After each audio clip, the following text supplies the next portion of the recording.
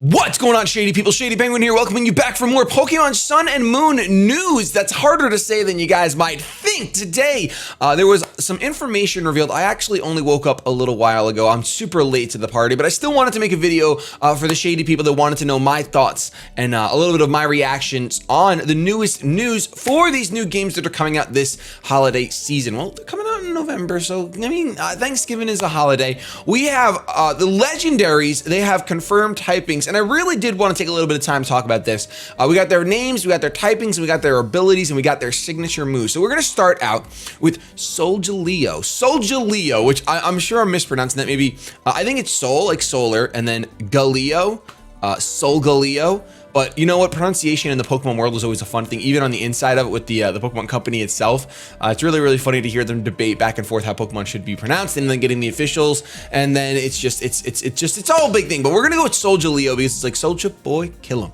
Solgaleo is a psychic steel type with the full metal body. So full metal alchemist body ability, psychic steel. Totally appropriate to have that. I mean, because alchemy. And then the metal, it's a steel type. It's literally, I give you guys super props, GameFreak, on the naming of that ability because honestly, I think it's fantastic and it just reminds me of Brotherhood. So really good time.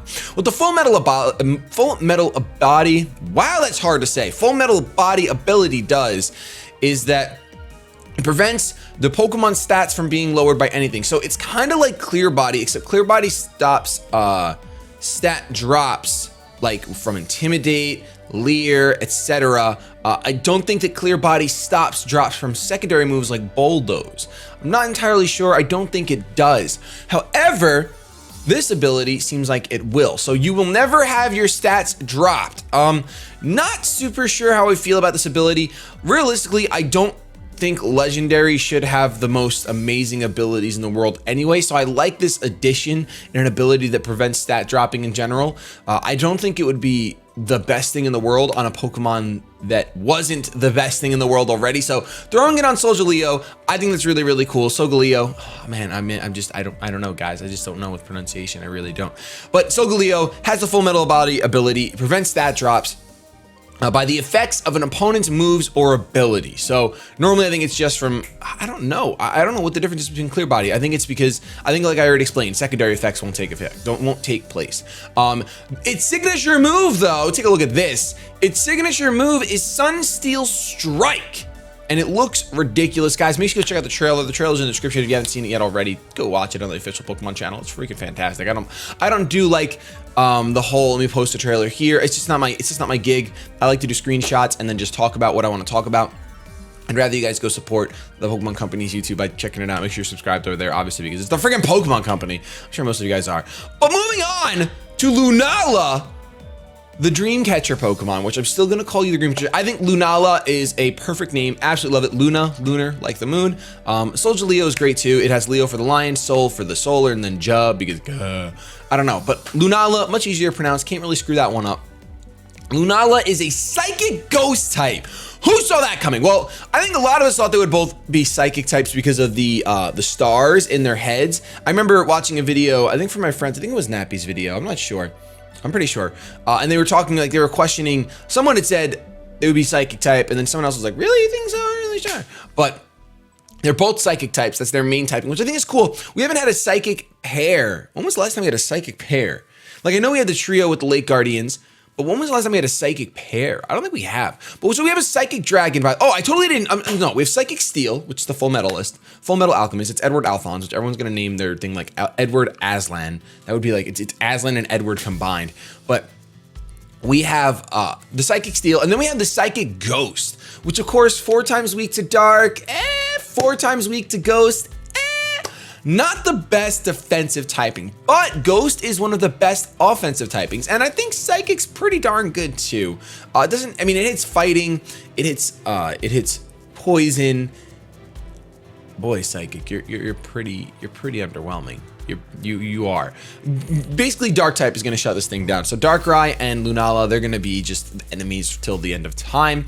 At the same time, it looks like Lunala has the upper hand against Solgaleo, because Ghost obviously is super effective and now no longer resisted by Steel since 6th gen first came around. Now we're in 7th gen. Oh my gosh.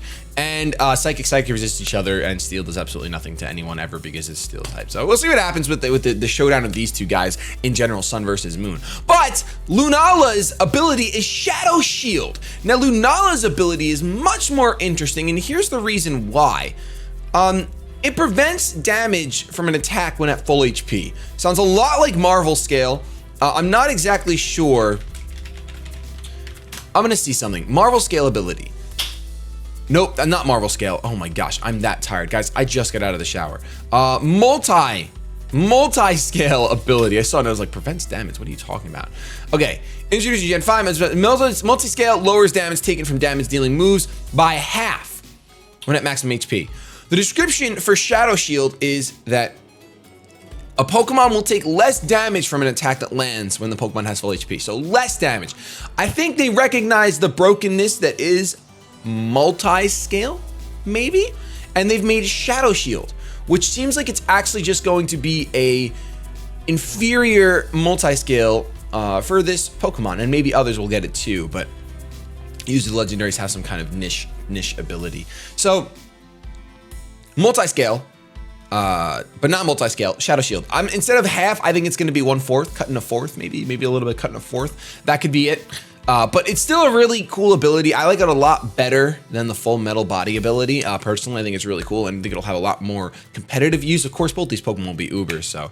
But then again, if we have another VGC set where you can use legendaries, who knows?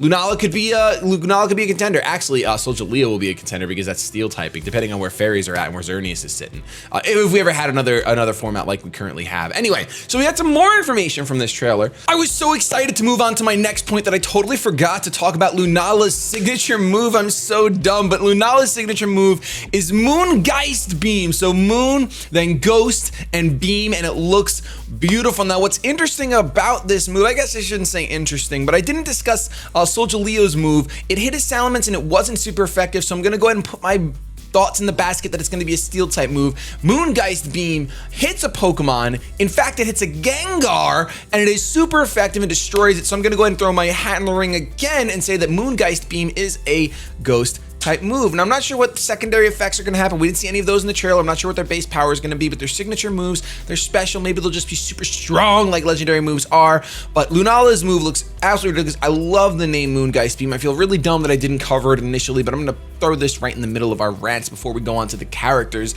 Anyway, so that's pretty much it for the legendaries. Let's just freaking move on. Fat Man that throws the Pokeballs is in fact not the professor. Kui is the professor. The young dude with the jacket tied around his waist, that was the professor. What I'm actually gonna do, I'm just gonna scan through the trailer myself. I literally only watched it twice. I watched it a couple times, nothing crazy. But I wanted to talk about the professor before I talk about something else that's really interesting. So Professor Kui, that could be the reason this region is chock full of nothing but rare Pokemon. Okay, so that's just some little thing that he said during the trailer when he's talking to you on your little like technological device, your new communication device. I don't even know what I want to compare it to. I guess the Pokenav. I'll compare it to the Pokenav or the Pokegear. But it's totally FaceTiming. You're totally FaceTiming a Pokemon now, which we saw in the Japanese trailer last time. We didn't cover it on this channel. Just in case you didn't know, you can FaceTime now in Pokemon. Holy crap. Professor Kui, this is the professor, young dude. It's not tied around his waist. I don't know why I thought it was tied around his waist because his little belt, his little green belt has that white. But he's the professor, not the old man. Old man Jenkins is maybe his father. Who knows? We really don't know much about him anymore. I have no speculation. But then interestingly enough, Kui's assistant is the mysterious assistant, Lily. So Lily, she's looking actually pretty angry. And then she's looking sad at the same time. She's looking sangry. I don't know what's going on. I'm not sure why she would be upset, why her character is portrayed in such a way. Normally, the characters in Pokemon are pretty much portrayed as their personality. So it's really interesting to see that her standing portrait is one of, it's one of anger. Her face does not look pleasant. So I'm definitely interested to find out more about this mysterious assistant. Also, notice the bridge behind her. That's very, I like the way that looks. And then we got confirmation of one more character. How is our new friend in Alola, and you can see in his portrait, super happy. super happy guy. His name is friggin' How. He lives in paradise. Why wouldn't he be happy? This makes me wonder why this white blonde chick is miserable here. I don't understand. Is it because does she feel like an outcast? I don't know what's going on. I don't know why she's mysterious. I don't know why she's upset. She's upset because of her mystery, I guess. There's something going on there, which will keep me intrigued for the next few months.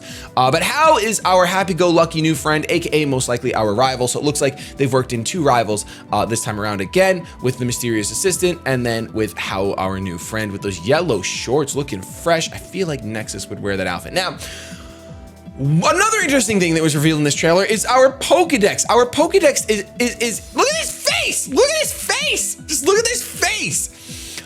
It's exactly what you think it is. This Pokedex is infused with Rotom. There's a Rotom in your Pokedex, and basically, it's just the Pokedex, instead of having Dex, I'm a little sad. Because instead of having Dex like in the original anime and just speaking to you and stuff, now our Pokedex speaks to us, but through Rotom. So really cool way of kind of combining the fact that the Pokedex can speak in the anime and now giving us a way for it to speak. The shape, because Rotom gets in it, it looks like it's really not going to be comfortable in your pocket, but you can see here normally the Dex is like a little, you can see the shape of it. Normally it looks like you could hold it in your hand and then Rotom goes into it. So I'm not sure how that's exactly going to play into the game when you have the Pokedex. Do you have a Rotom all the time? Can you use that Rotom for battle? I really doubt it. I think the Rotom's job is just going to be a Pokedex, which honestly sounds like an absolutely miserable job.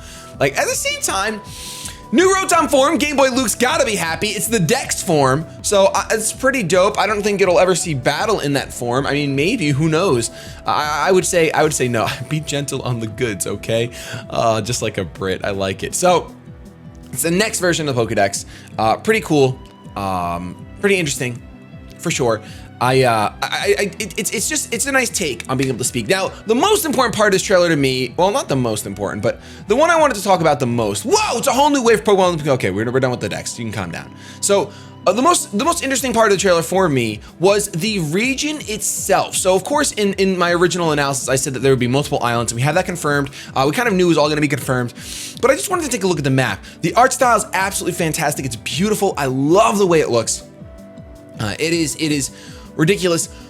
But I have to say, after seeing the trainer walk in the original trailer on the first island, which, by the way, I believe the first island is the one on the top left. You can see that little stand where they give you your starter Pokemon once again. After seeing the way it looked, the region still looks kind of small to me.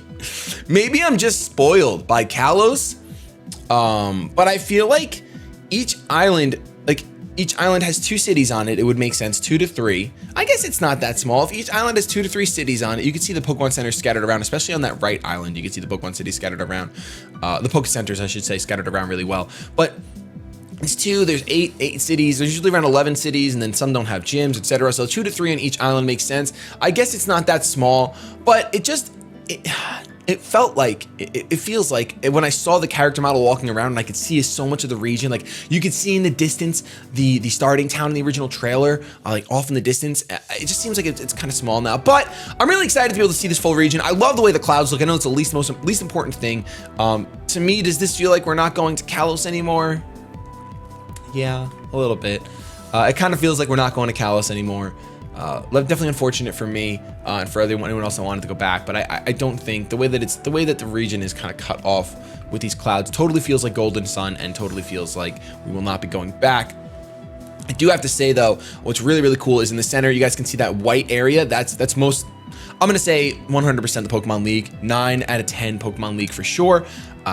Without a doubt, I'm gonna go ahead and throw that out there. I think it is. You can see the little boats around in the water, really cool. But that's it. That's all the news we got in the trailer, really. There was something else new that the Cerebi had posted about. Let's see, where was it? Something about sharing codes. There's a new feature where you can scan QR codes in order to read a Pokemon's Pokedex data to explain where you can find it. Okay. You can also share codes with a friend so it is registered in your Pokedex. So basically there's going to be QR codes for Pokedex entries in case you haven't encountered it in the game. It sounds like it'll make it so that you've encountered it. You can find it in the game. I don't know, really cool. But that's kind of just a little niche thing. Of course, this game comes out November 18th. If you guys enjoyed this breakdown and you have any thoughts, of course, let me know how you feel mainly about this region that we just saw, this region over here.